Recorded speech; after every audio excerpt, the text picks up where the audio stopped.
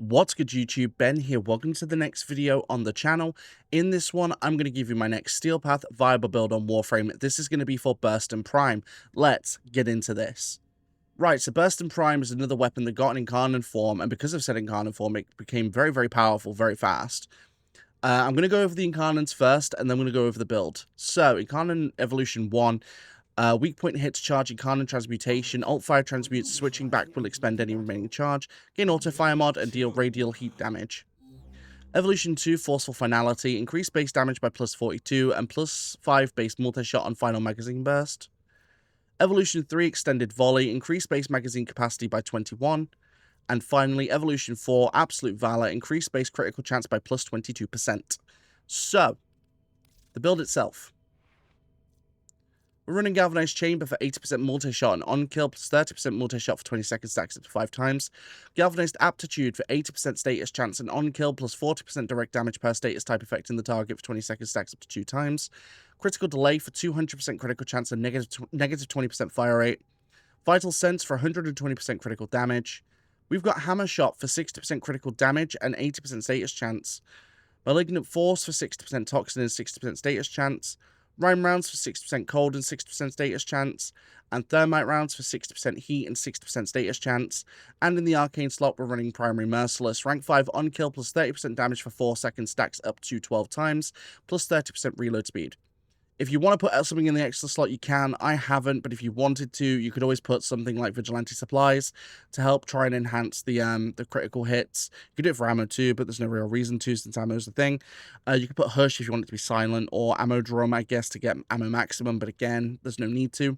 So on the build, we've got 120% critical chance, we've got 5 times critical damage, and we've got 132% status chance, so we're always going to crit, and we're always going to do status. So we're doing a split build across criticals and status.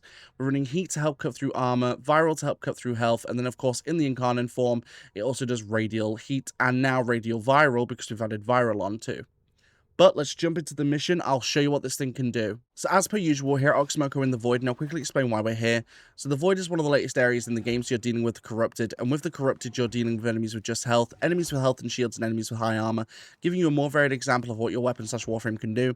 I do want to point out that I label this as a viable build because it is as such. It is a viable build. Whilst it will get you through Steel Path, it probably won't get you to level cap, which is level 9,999 enemies. Without any further ado, let's jump in. So I'm going to activate my Gloom so that I can get that active. Now, of course, to activate the Incarnon form, you just need to hit headshots. Pretty standard for any Incarnon weapon. So, of course, aiming for the head is pretty good. But as you can see, even without activating the Incarnon form, this weapon just eats through enemies. If we activate the Incarnon form, as you can see, it just melts everything. This weapon has become meta for a good reason because it is just so powerful. And the Incarnon form lasts for ages too. I do want to point out as well, I don't have any Archon shards that boost any primary stuff on Atlas. So my Archon shards on Atlas, one of them gives him energy at the start of the level. The other ones are solely for melee critical damage. Purely for his build because he is a melee frame by default. But I use him for secondaries and primary weapons primarily. Purely because, at least for build videos, because he is my tank. If I want him to tank, then he's who I go to, basically. But as per normal, I'll stay in until the Acolyte comes in, just so you guys can see what this does to Acolytes. Spoiler alert, it works decently. Of course, having a good mix of weapons is always a good thing, so I'll probably be using primary melee to get rid of the Acolyte, but you'll see what it does anyway, up until the point I use my melees. But yeah, this basically slays through everything, pretty much. Even if I wait here for a minute for my boosts to wear down, because I'm going to wait for the elevator regardless, as soon as I go down, that's it. I'm just going to start popping everything. Hello. So really, the boosts dropping on Merciless don't matter that much, because you're always going to be absolutely wombo comboing everything anyway. The cool thing is, Burston's not a hard weapon to farm at all. The harder part is getting the Incarnon form, which you have to be on Steel Path Circuit to get.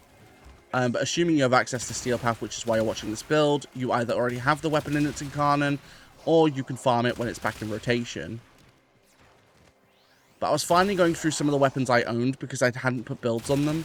This was just one of them. I hadn't put a build on this weapon. I'd already done Bratton and most of the other Incarnons that I'd owned, but didn't get around to doing this for a while, so I figured I'd put a build on it. Did it the other day, and it absolutely slaps. Like, going through missions with this weapon is phenomenal.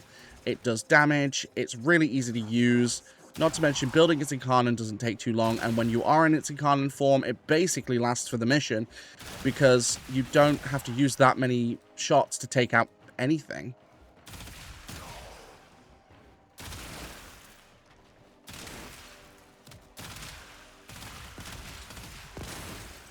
So as you can see, the radials are also quite nice too, because with radial attacks, if you hit something that's in proximity, it's most likely going to hit that heat. And then, of course, because of that heat damage, it's going to take damage over time. Not to mention, because of the criticals we've got on this weapon with the viral procs that we're proccing as well, you're basically shredding through everything without ever needing to use hunting munitions. I do get asked quite often why I don't run hunting munitions a lot of the time on my critical builds. Generally, it's because you don't need to. So I only put hunting munitions on weapons that do have a hard time hitting through everything. This weapon just doesn't. The only enemy that hunting munitions would help for is the Acolyte. But even then, if you've got other weapons, just use your other weapons. Especially if they're more tailor-made to hit through Acolytes anyway. The thing with Warframe is, right, whenever you're in a mission, you have 3 weapons that you can rely on. 4 if you're using an arc gun. Like, you don't need to use hunting munitions on every single build, because you've got other weapons that can deal with certain types of enemies. Like, this deals through pretty much everything anyway, but, like, for the Acolyte, I'm just going to use my Atlas's Landslide Fist, because they're just solid. Like, they're good for taking out Acolytes. But again, I'll use this weapon long enough for you to see what it can do. Of course, this weapon absolutely destroys pretty much everything, as you can see. We're not running into any issues. Even heavy gunners aren't that big a deal. The Acolyte's spawning in quick. Right, I need to recharge my Incarnon. I didn't expect him to summon this fast. That's an issue. Right, hang on, I've got partial Incarnon. Alright.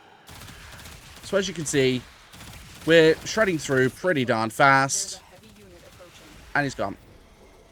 That's basically it. That takes down the Acolyte. But that's Burston Prime. Kind of quicker video than I thought it was going to be, I'm not going to lie. Thank you so much for watching. Don't forget to support the channel completely for free just by liking, commenting, and subscribing. It really helps the YouTube algorithm. Don't forget you can also support the channel even further by becoming a channel member from as little as 99 pence per month. And don't forget I do live stream. When I go live here on YouTube and over on Twitch and on TikTok all at the same time. My streams here on YouTube are in the shorts form feed, more for mobile. If you want to catch the exact same streams at the exact same time in full 1080p, feel free to join me on Twitch or TikTok. Those links are in the description below.